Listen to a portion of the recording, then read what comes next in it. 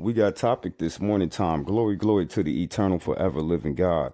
Now, in these two clips that I bring forth this morning time, I might add a little bit of commentary, but I want you to truly listen to what's being said. And then I want you to have a proper interpretation of what they're saying, because it's real clear. You know what I'm saying? It's real clear of what's being said. And if so many of these countries around the world are incapable of governing themselves, then it's time for us to just put the imperial hat back on to say, we're going to govern those countries if you're incapable of governing yourselves, because enough is enough. We're done being invaded. Because our own national security risk is it. Okay, now, what gives a people a right to just suppress another people like that? What gives a people, a nation, a country the right to exploit another race of people, all for gain, all for resources? What gives them the constitutionary right to go into a foreign country and then dictate how them people live? Who sets the standards of how people live? If those people was living like that 50,000 years before you even became a country or a nation, what gives you the right to want to try to dictate how somebody else is living in their own country after the aftermath of imperialism and every bit of exploitation that you did to those people in those countries? Let's listen to him again. Exactly. Interests are at stake. You can say that about pretty much all of Africa. They're incapable of governing themselves and benefiting their citizens, because the governments there are all about looting and pillaging and lining their pockets and going shopping in Paris. Now let me get this right. Okay, the only reason why there's 51 or 54 states in Africa with people calling themselves all these different names is because of imperialisms and the scramble to Africa, when European people, Poland people, Sweden people, German people came and stole Africa. They made all the borders, all the different borders that's in Africa right now is what white people did to Africa. So how can you sit up here and say, oh, we're governing the people, they don't know how to govern, but you messed them all the way up, because however they was living before you got there, it was working for them. And then once more again, it goes back up to that standard.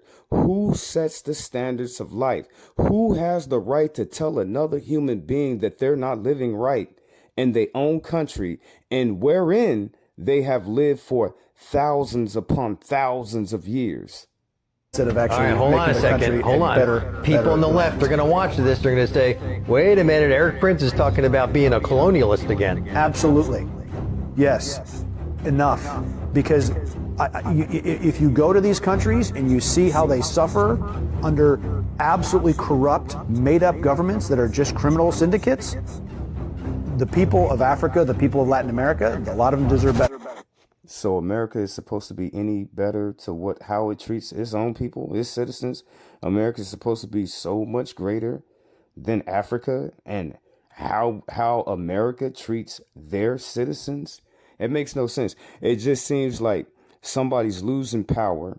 Somebody want to get their power back. You know what I'm saying? Some people just want to live and be at peace. Now I gotta bring up my favorite African to see how he thinks. You know what I'm saying? Because he's gonna answer some questions. It could be related to what was said previous, but I want you to hear him out, because sometimes I find myself up in this box, because when I look at black people, I see other black men, they got in their mind, I gotta have a op. God said that if you go outside looking for trouble, you're gonna find it. So I see other black men going around trying to start stuff with other black men just so they can have a op, just so they can have an enemy, just so they can have someone to kill or someone to hurt or someone to maim. So I think, like my brother right here, this is my favorite African. What kind of people will wake up in the morning to go and make weapons to kill other people? Are you okay?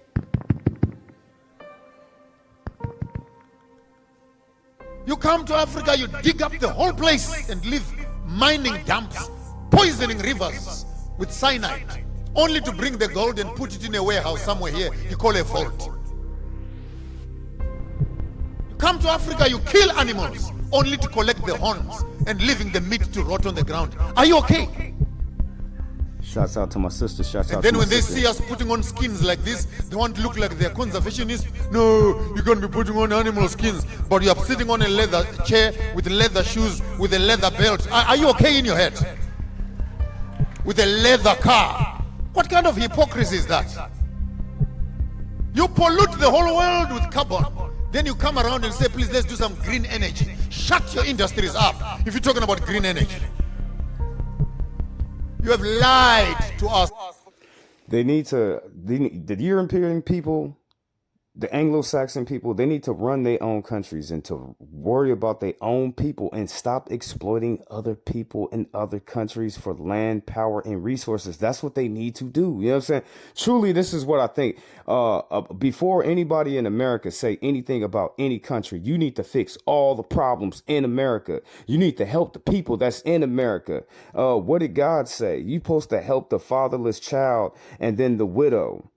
As you look at America, ain't nobody trying to help these kids, and don't nobody give a damn about a woman who got a gang of kids and she's struggling. It's homeless problems, it's drug problems, it's pedophilia problems, it's crime, it's all kind of stuff going on in America with America problems. Before America can worry about helping anybody or saying anything about any other country and whatever the hell that they doing, they need to fix their own problems in their own house. That'd be like me.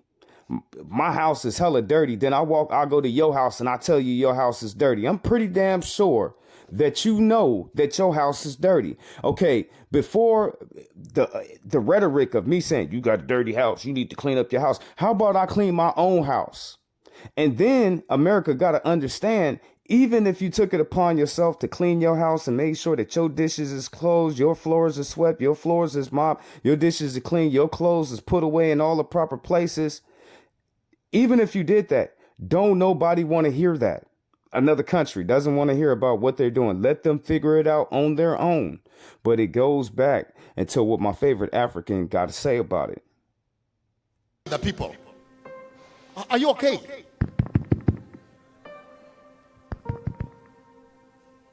You come to Africa, you dig up the whole place and leave mining dumps, poisoning rivers with cyanide, only to bring the gold and put it in a warehouse somewhere here you call a vault.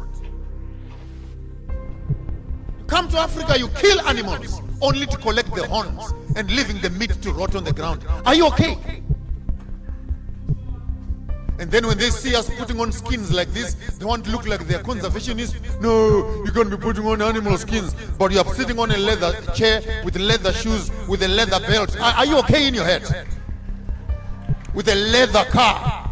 What kind of hypocrisy is that? You pollute the whole world with carbon. Then you come around and say, please, let's do some green energy. Shut your industries up if you're talking about green energy. You have lied to us for too long. And the honeymoon of lies is over.